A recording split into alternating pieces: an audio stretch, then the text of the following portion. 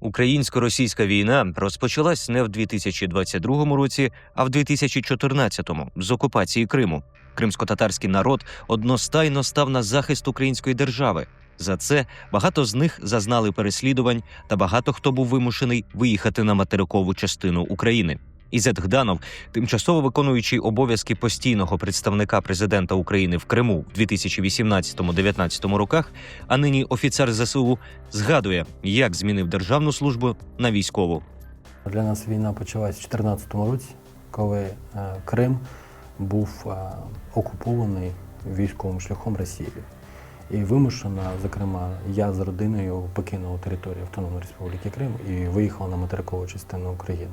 І, в принципі, тоді і почалась боротьба за повернення додому. Це повернення було, звісно, на той час не військовим шляхом, бо тоді розглядався і опрацьовувався політико-дипломатичний шлях санкційного тиску на агресора, для того, щоб Крим був великим тягарем і окупант його окинув. Але в 22-му році, в лютому місяці, почалось повномасштабне вторгнення по всій території України, в тому числі і з території нашого Криму, на материкову частину України. Іншого шляху, як встати в стрій Збройних сил України, звісно, у нас не було. І не мало б бути.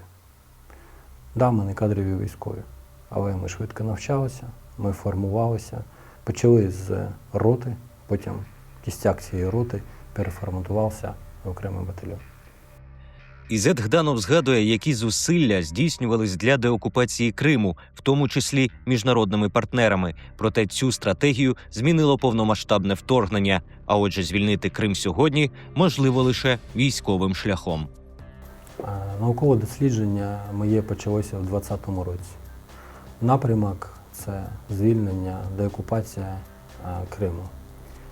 Шлях – політико-дипломатичний тиск з залученням міжнародних партнерів, зацікавлених в цьому, які теж мають інтереси в цьому напрямку по Росії, зокрема, інформаційна політика. Тобто це комплекс таких заходів, в тому числі і санкційна політика була більш розроблялася, і яка наша, так можна сказати, національна санкційна політика, і ті санкції, які ми можемо запустити через наших партнерів. Але ситуація кардинально змінилася після повномасштабного вторгнення в 2022 році. І дослідження потребувало кардинальних змін, що, в принципі, було і зроблено. І на сьогоднішній день, окрім військового шляху звільнення Криму, немає. Крим буде звільнений військовим шляхом. І як це буде відбуватися, це вже залежить від того, в якому стані буде сама Росія. Попри ризики, більшість корінного народу Криму залишається на тимчасово окупованому півострові. Ізет Гданов впевнений, кримські татари, що залишаються в Криму, ще відіграють свою роль у звільненні півострову. У нас немає державної політики, щоб наші громадяни, кримські татари, в тому числі, покидали Крим.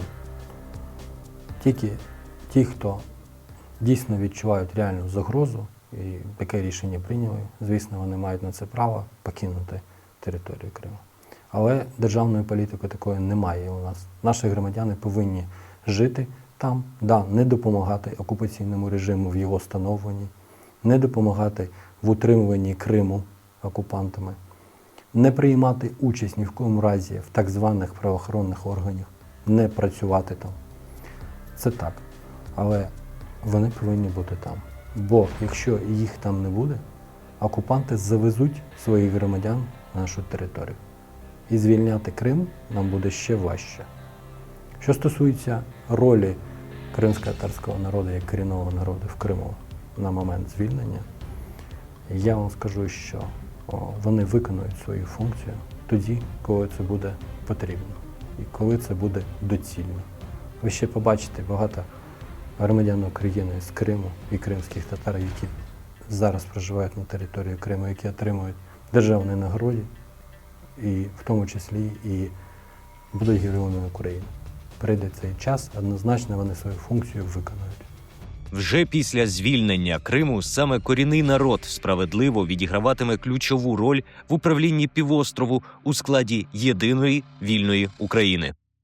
Корінний народ буде виконувати функцію господаря на землі, на своїй землі. І буде запобіжником, щоб у нас збереглася культура, природа, щоб розвивалася наша мова, щоб ніколи в житті не було такого, що у нас сталося в 2014 році. І кримськотатарський народ буде в Криму представлений на всіх рівнях.